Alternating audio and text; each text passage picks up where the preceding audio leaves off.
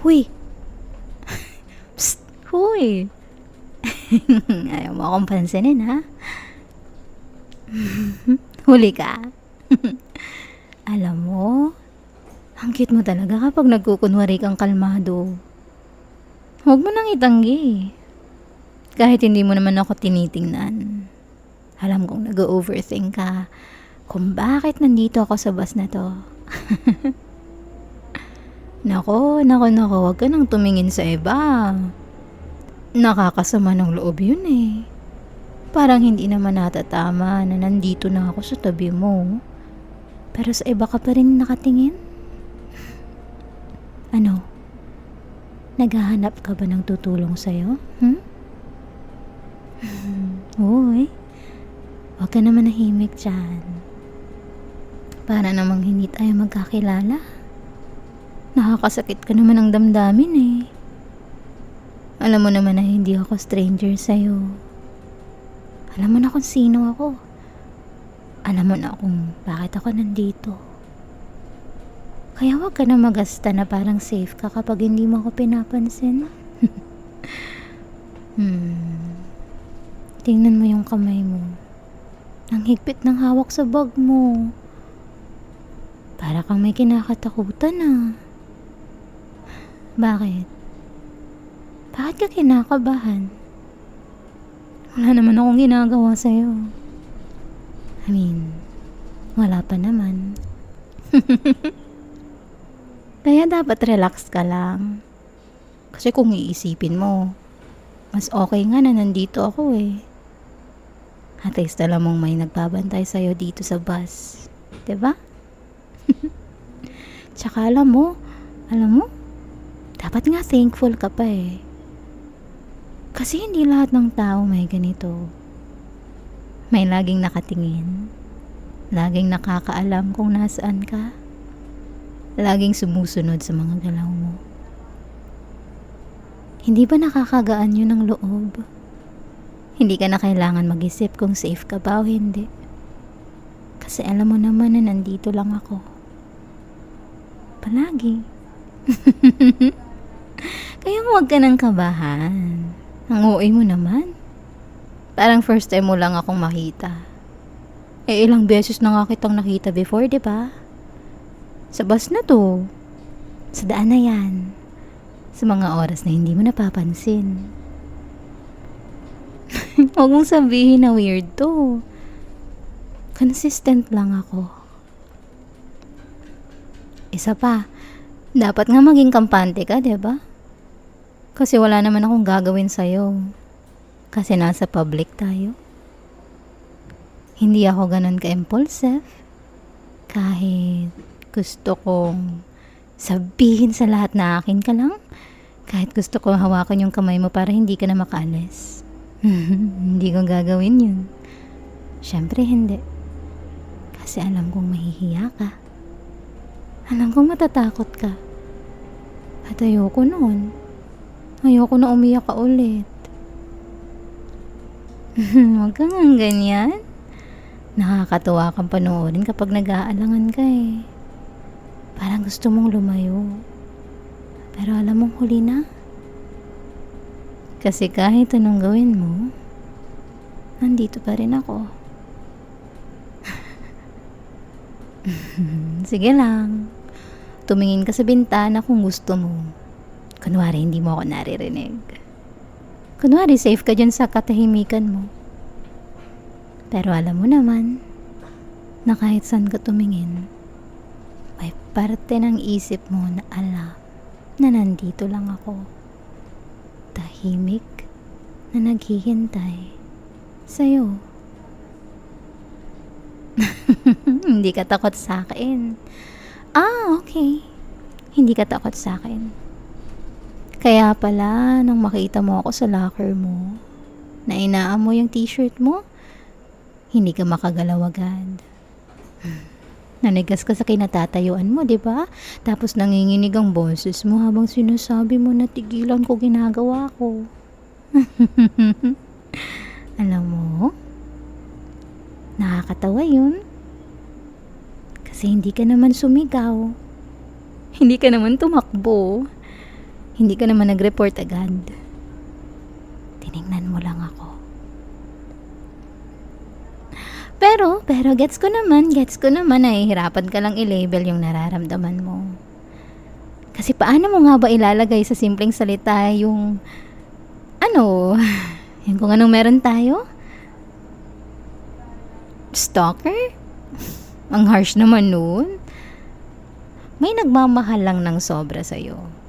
Mas malapit ata yun na term, di ba? Pero okay lang. Okay lang. Alam kong nahihiya ka lang nakausapin ako. Oo. Nahihiya ka lang. Di ba yun naman talagang dahilan bakit hindi mo ako kinakausap? Nahihiya ka malaman ng ibang tao na may stalker ka.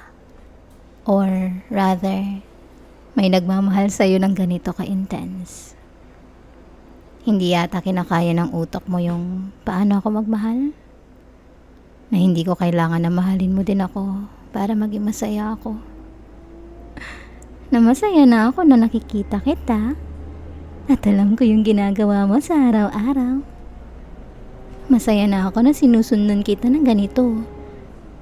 At masaya na ako na nahuhuli mo ako sa kwarto mo. Oh, mali ang ginagawa ko. Sa mata ng batas, oo. Mali naman talaga yun.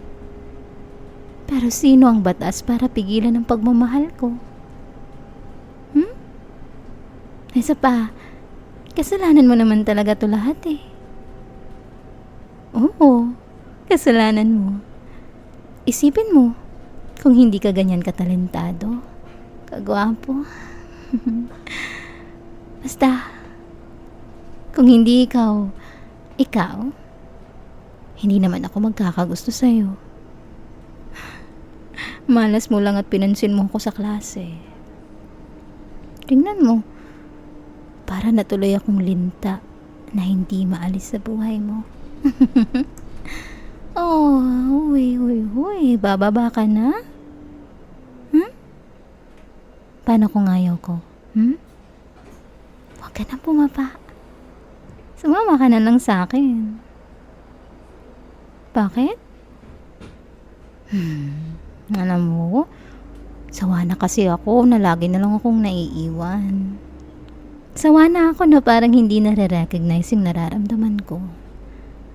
Ang tagal ko nang nandito. Ang tagal ko nang naghihintay na mapansin mo ako ng buo. Hindi yung parang dumadaan lang ako sa gilid ng buhay mo. Kaya ngayon, ayoko na maghintay. Gusto ko ako naman. Hindi mo kailangan matakot, okay? Hindi naman kita kikidnapin o kung ano man ang iniisip mo dyan. Hindi naman ganoon. Papauwi naman kita eh. Gusto lang kitang ipakilala sa pamilya ko. Gusto ko lang sabihin sa kanila na may boyfriend na ako. Na boyfriend na kita? Sawa na kasi ako maghintay na ikaw mismo ang makaramdam. Ang bagal mo kasi. Hindi mo nakikita yung obvious. Hindi mo nararamdaman yung meron na dito sa harap mo. Kaya ako na yung gagawa ng paraan para magkatotoo tong relasyon natin. Kasi kung aasa lang ako sa'yo, baka habang buhay na lang nakahold ang love life ko. Saka, natatakot ako eh. Baka isang araw mapunta ka sa iba. Kaya kailangan ko nang siguraduhin ngayon pa lang na sa akin ka mapupunta. Bulag ka kasi minsan eh. Hindi ka aware sa paligid mo. Kaya hindi mo napapansin na may nagmamahal sa iyo ng ganito. Nag-aalala ka ba sa pamasahe mo? Huwag ka na mag-isip tungkol dyan. Ako na bahala. Kahit bigyan pa kita ng pamasahe pa uwi.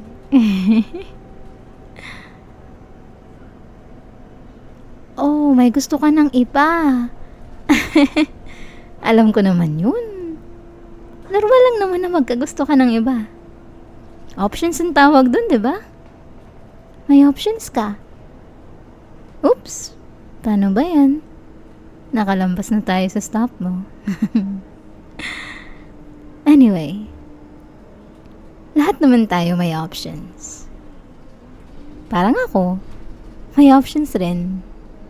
May option rin ako na maghintay. At may option ako na siguraduhin na ako lang yung mahalaga sa'yo. Hindi ko na nga pinapansin yung ibang babae, di ba? Yung mga babaeng sinasabing ka-close mo dati. Kahit na alam mo namang nauna ako.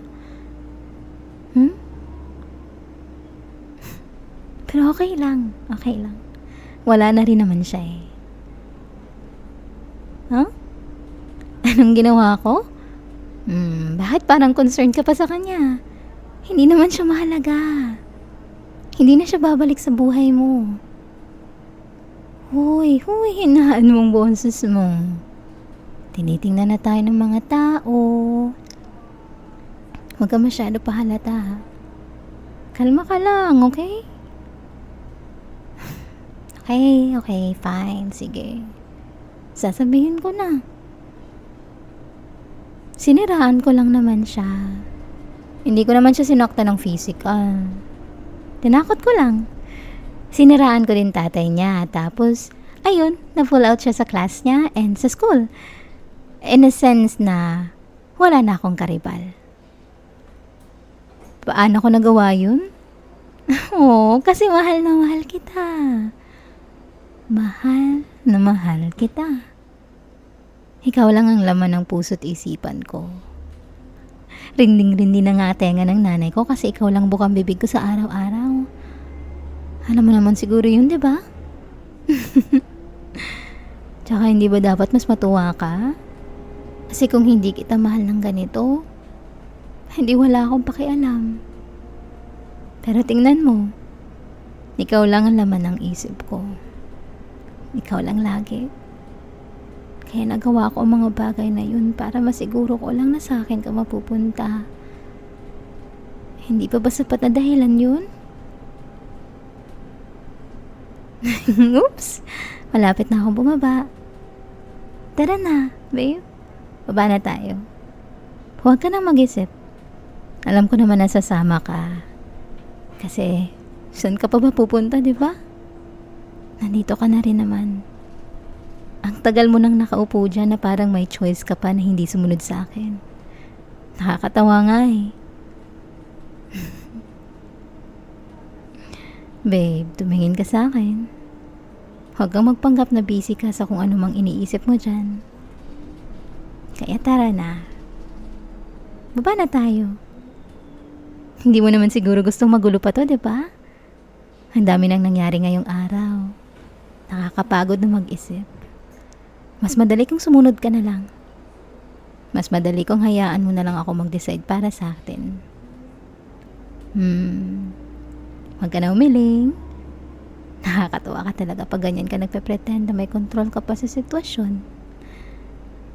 Tara, tayo na. Huwag mo na pahirapan sarili mong mag-decide. Kasi kahit anong piliin mo, pareho lang din naman yung pupuntahan mo. Sa akin ka pa rin babalik. Nakita mo?